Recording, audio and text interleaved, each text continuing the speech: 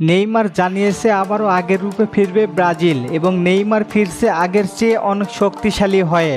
আপনারা সকলেই জানেন কোপা আমেরিকায় নেইমার খেলেনি, নেইমার না খেলায় হেরেছে সেলেসাও বাহিনী। কোপা আমেরিকার হারার পরে কোচের পরিবর্তন নিয়ে গুঞ্জন শোনা যাচ্ছিল। কোচ দরিবাল জুনিয়রকে নিয়ে অনেক গুঞ্জন উঠেছিল যে তাকে বরখাস্ত করা হবে, কিন্তু দরিবালের সঙ্গে 2026 সাল পর্যন্ত চুক্তি থাকায় তাকে আর বরখাস্ত করা হয়নি।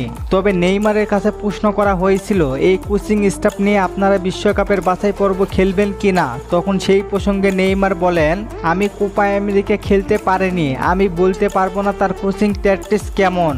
এবং নেইমার আরও বলেন, আমি তার অধীনে বিশ্বকাপ বাছাই পর্বে খেলতে চাই এবং ম্যাচ উপভোগ করতে চাই। নেইমার যদি দলে ফেরেন তাহলে দলে আলো অনেক শক্তিশালী হবে এবং আক্রমণ ভাগ নিয়ে সেই রকম টেনশন করতে হবে না ব্রাজিলকে।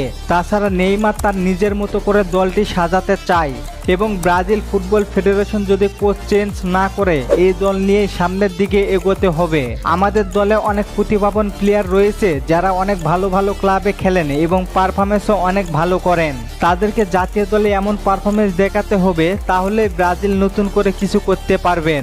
নেইমারের আরও চাওয়া ফিফা র্যাঙ্কিংয়ে যে উন্নতি করতে হবে আর বিশ্বকাপ বাছাই পর্বে কোয়ালিফাই করে 2022 সালের মতো আবারও র্যাঙ্কিংয়ে 1 নম্বরে থাকার চেষ্টায় আসি আমরা।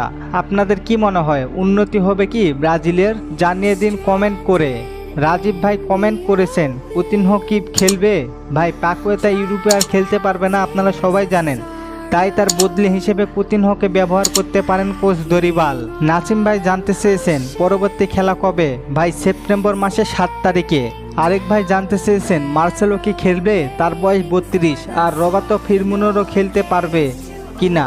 তার বয়স 32। একটু জানায়েন। না ভাই, তারা আর কেউ দলের হয়ে খেলতে পারবেন না। ধন্যবাদ। এমন নতুন নতুন কোনো প্রশ্ন থাকলে কমেন্ট করতে পারেন, পরবর্তী ভিডিওতে রিপ্লাই করব।